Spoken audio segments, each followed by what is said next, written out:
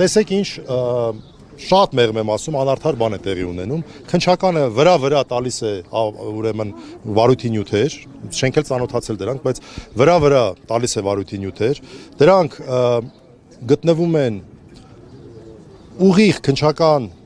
կոմիտեի հետ կապ չունեցող քաղաքական կառույցի, մասնավորապես Civic AM-ի հետ համագործակցության մեջ, մի բան նրանք են տալի, մի բան իրանք են տալի, այսինքն սա քաղաքական ուղիղ